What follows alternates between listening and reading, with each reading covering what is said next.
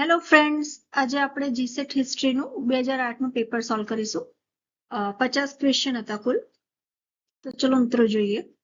ગુજરાતમાં પ્રથમ ઉત્ખનન કરાયેલ સ્થળ રંગપુર છે. હડપ્પા કઈ નદીને કાંઠે હતું? તો રાવી નદીને કિનારે હડપ્પા સંસ્કૃતિ વિકસી હતી.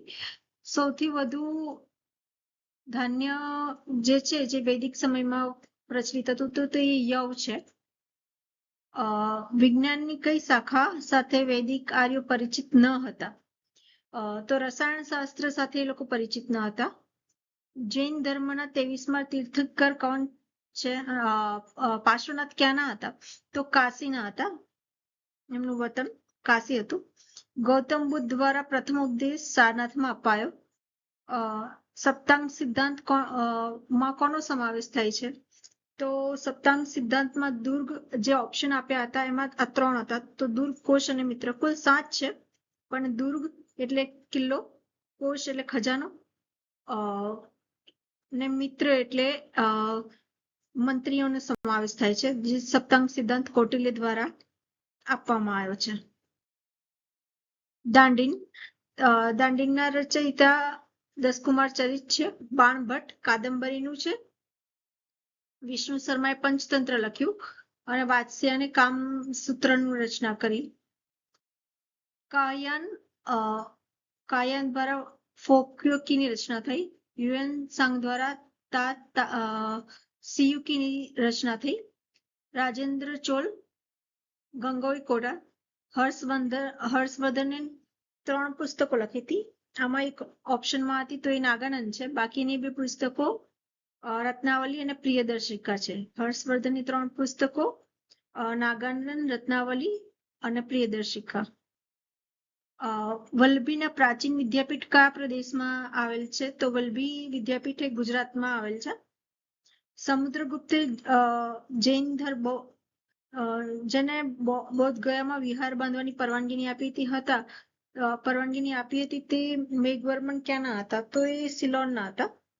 કનિષ્કના શાસનકાળમાં શ્રીનગરમાં ભરાયેલ બૌદ્ધ સંગતિના પ્રથમ પ્રમુખ પદે વસુમિત્ર રહ્યા. ગુપ્ત રાજ્યોના સમયમાં રાજા રાણી પ્રકારના સિક્કાઓ કઈ રાણીની આકૃતિ દર્શાવવામાં આવી છે? તો કુમારદેવીની આકૃતિ દર્શાવવામાં આવી છે. પ્રાચીન યુગમાં ભારતના પૂર્વીય સમુદ્ર કાંઠે આવેલું સૌથી મોટું વેપારી બંદર તામ્રલિપ્ત છે. શંકરાચાર્યનું તત્વજ્ઞાન કયા નામથી ઓળખાય છે? અદ્વૈતવાદથી ઓળખાય છે. મોહમ્મદ ગઝની સાથે કયા વિદ્વાન ભારતની મુલાકાતે આવ્યા હતા? તો અલબુરની ભારતની મુલાકાતે આવ્યા હતા.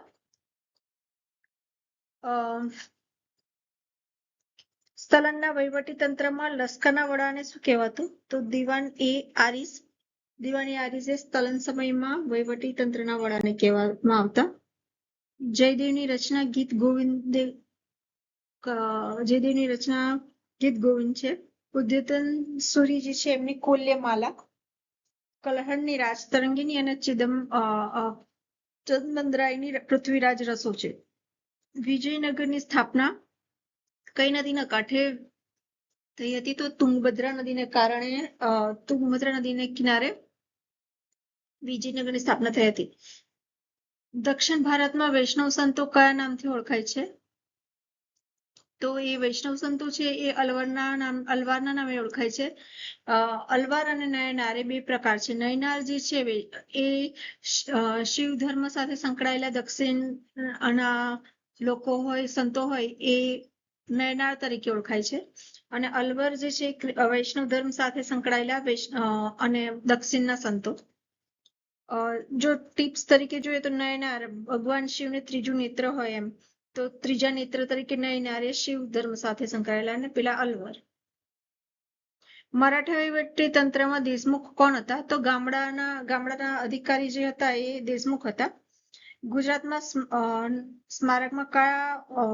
સ્મારક પથ્થરમાં કયા નામે ઓળખાતા? તો પાળિયા. પાળિયા એ સ્મૃતિ ચિહ્ન તરીકે એની સ્થાપના થતી. જ્યારે કોઈ વ્યક્તિ ગુજરી જાય, ખાસ કરીને સૌરાષ્ટ્ર અને કચ્છ બાજુ આ પાળિયાનું ચલણ હતું કે વ્યક્તિ ગુજરી જાય તો એને જ્યાં દાટી અને એના ઉપર પથ્થરનું રોપણ કરવામાં આવતું. આ પાળિયાના નામે ઓળખાતા. અને એ પાળિયાના અધ્યયનથી એ સમયે એક શું ચલણ હતું, વ્યક્તિને પૂર્વજન્મમાં પણ માનતા, એ બધી માહિતી આપણને પાળિયા દ્વારા મળી છે. એટલે ગુજરાતના ઇતિહાસમાં જાણવામાં સમજવામાં પાળિયાનું પ્રદાન મહત્વનું છે. સુલે કુલની નીતિ અકબરે અપનાવી હતી. કયા સુલતાને પોતાના કાળમાં સૌથી વધુ નહેરો બનાવી? તો ફિરોઝ શાહ તુગલક છે, જેમને નદીઓ પર નહેરો બનાવી અને સિંચાઈને પ્રોત્સાહન કર્યું હતું. ખાલસા ભૂમિ શાહી ભૂમિ તરીકે ઓળખાય. જાત એ વ્યક્તિગત પદ. હુંડી વિનિમય પત્ર છે અને ઇલઈ સંવત છે એ સૌર પંચાંગ અનુસારનું છે. બાર્નિયર ફ્રાન્સ.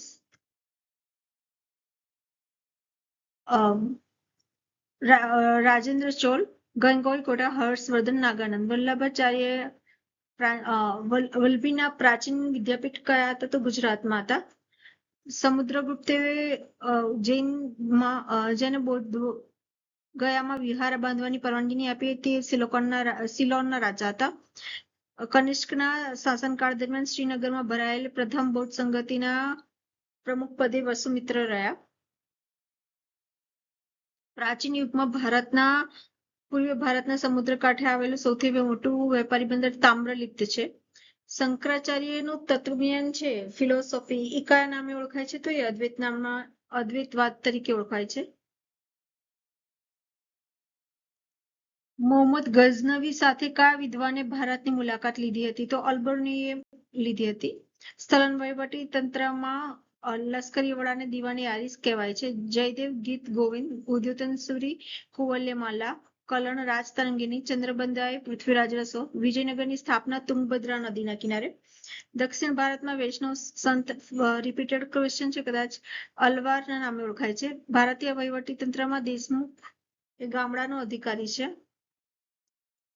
સુલેકુલની નીતિ અકબરે અપનાવી. કયા સુલતાને પોતાના કાળમાં સૌથી વધુ નહેરો બનાવી? તો સુલતાન છે ફિરોઝ શાહ તુગલક છે અને એને સિંચાઈ ક્ષેત્રે પરિવર્તનો લાયા હતા. ખાલસા ભૂમિ એ શાહી પ્રકારની ભૂમિ છે. હુંડી વિનિમય પત્ર છે. રિપીટેડ ક્વેશ્ચન છે કદાચ. નેન્સી ક્યાંના હતા? તો રાજસ્થાનના હતા. પછી મધ્યયુગમાં ફેરી કરીને માલ વેચતા વેપારી વણજારા તરીકે ઓળખાતા, જે એક સ્થળેથી બીજા સ્થળે વેપાર માટે જતા અને ફેરી કરીને વેપાર ધંધો વિકસાવતા. મુગલ યુગમાં જમીન મહેસૂલનો મુખ્ય શેના પર આધારે રાખતી હતી? તો જમીનનું સ્વરૂપ અને આધારે કૃષિ નક્કી થતી. મોહમ્મદ બેગડાએ પોતાની રાજધાની અમદાવાદથી કયા સ્થળે બદલી? ચાંપાનેર. દિલ્હીના લાસોર એ લદ્દાખનું છે. તી જે રાજસ્થાનનું છે. બિહુ એ આસામનું છે. અંગ્રેજોની ફેક્ટરી સુરતમાં સ્થપાઈ. ફ્રેન્ચોએ પોંડિચેરીમાં એમની ફેક્ટરી સ્થાપી હતી. ડચ ચિનસુરામાં અને પોર્ટુગીઝ વસઈમાં. ભારતમાં પ્રથમ રેલવે સેવા શરૂ કરવામાં ક્યારે આવી? 1853માં. મદ્રાસમાં રૈયતવારી પદ્ધતિ શરૂ કરવા માટે જવાબદાર કોણ હતા? તો થોમસ મુનરો. દેવ સમાજની સ્થાપના શિવનારાયણ અગ્નિહોત્રીએ કરી. કયા કાયદાથી પસાર કરવામાં રાજા રામમોહન રાય મહત્વનો ભાગ ભજવ્યો હતો? તો સતી નાબૂદીનો કાયદો જે છે એમાં રાજા રામમોહન રાય અગત્યની ભૂમિકા ભજવી. Subhashchandra બોઝે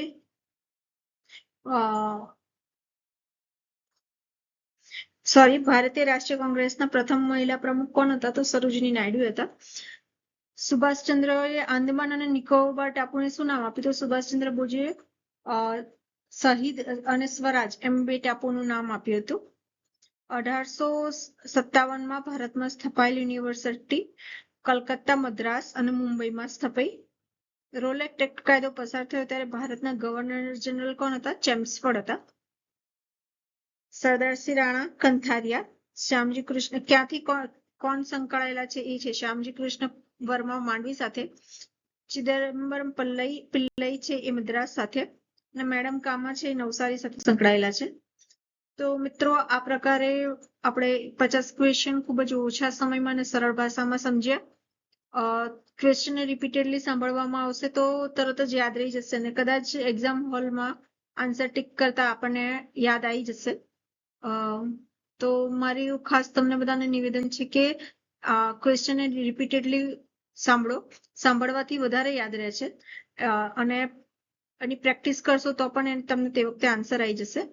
thank you friends. આવા જ નવા એક પ્રશ્નપત્ર સાથે આપણે મળીશું. આવજો. ચેનલને લાઈક, શેર અને સબસ્ક્રાઇબ કરજો.